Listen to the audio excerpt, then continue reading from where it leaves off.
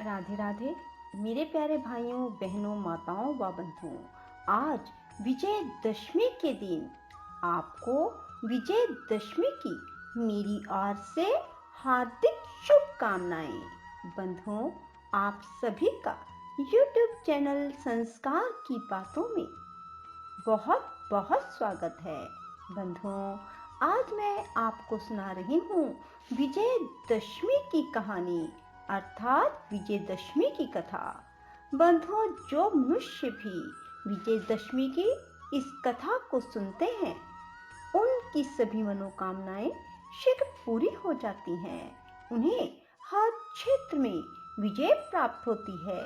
बंधुओं, विजयदशमी के 10 सूत्र, 10 इंद्रियों पर विजय का पर्व है विजयदशमी। असत्य पर सत्य का पर्व है विजयदशमी। अन्याय पर न्याय की विजय का पर्व है विजयदशमी। दुराचार पर सदाचार की विजय का पर्व, तमोगुण पर दैव्य गुण का पर्व, दुष्कर्मों पर सत्कर्मों की विजय का पर्व, भोग पर योग की विजय का पर्व, असुरत्व पर देवत्व की विजय का पर्व और जीवत्व पर शिवत्व की विजय का पर्व। दशहरा या विजयदशमी सनातन धर्म का प्रमुख त्योहार है। आश्विन मास के शुक्ल पक्ष की दशमी को दशहरे के रूप में मनाया जाता है। इस दिन बुराई पर अच्छाई की जीत मानी जाती है, क्योंकि भगवान श्री राम ने रावण का वध इसी दिन किया था और देवी दुर्गा ने नवरात्रि अथवा 10 दिन के युद्ध के बाद महिषासुर पर विजय प्राप्त की थी। इसे असत्य पर सत्य की विजय के रूप में मनाया जाता है। इसलिए इस दशमी को विजयदशमी के नाम से जाना जाता है।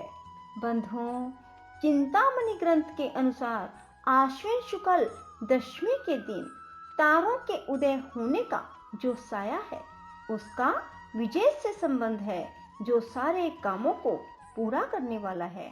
जो व्यक्ति आदर के साथ इस दिन व्रत करता है वह सभी कामों में सफल हो जाता है। व्रती मनुष्य को शाम को भोजन करना चाहिए। भोजन से पूर्व ब्राह्मण को भी भोजन कराना चाहिए।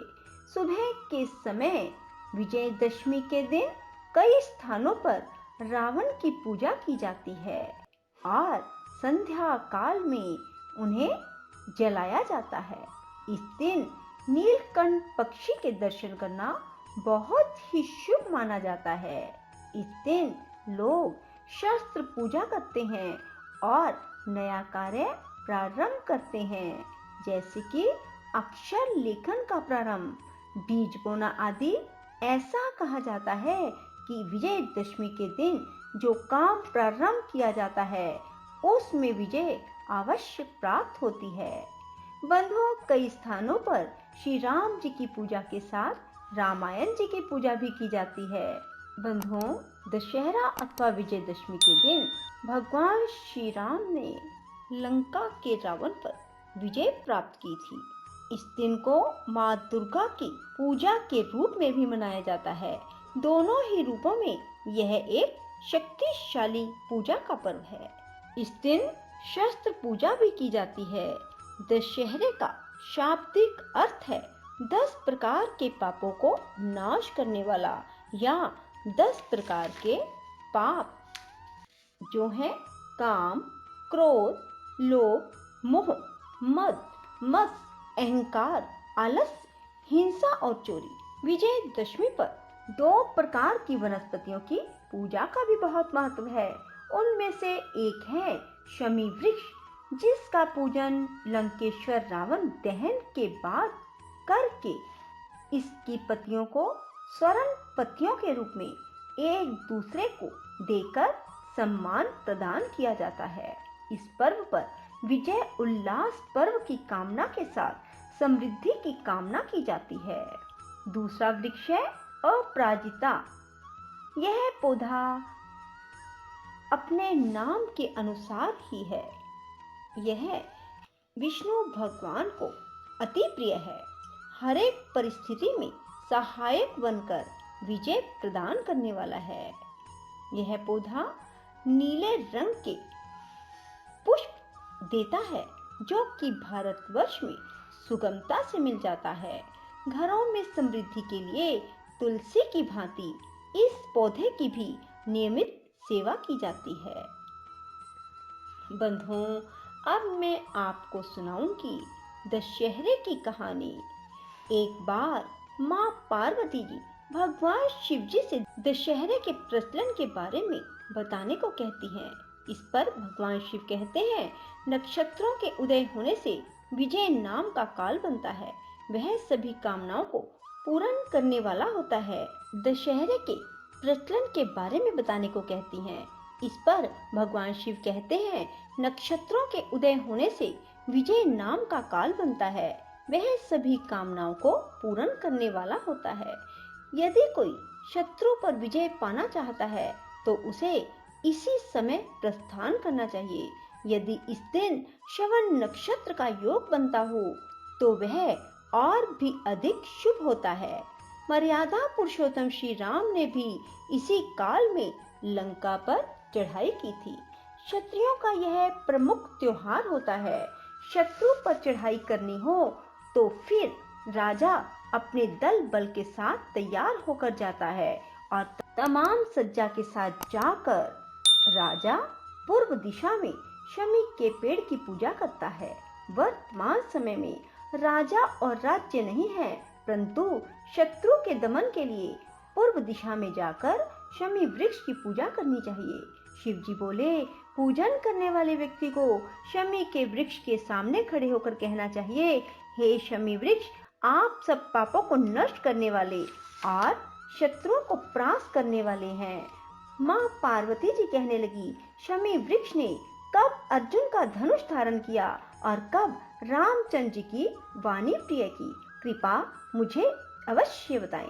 तब भगवान शिव जी ने उत्तर दिया, जुए में हारने के बाद दुर्योधन ने पांडवों को वनवास के लिए भेज दिया और कहा, 12 वर्ष तक पांडव कहीं भी घूमे फिरे, परंतु 13वें वर्ष में उन्हें अज्ञातवास करना होगा। यदि इस अज्ञातवास के दौरान उन्हें कोई पहचान लेता है तो उन्हें फिर से 12 वर्ष का वनवास करना होगा। इस अज्ञातवास के समय अर्जुन अपना धनुष बाण शमी के वृक्ष पर रखकर राजा विराट के यहाँ बृहल्लना के रूप में रहते हैं।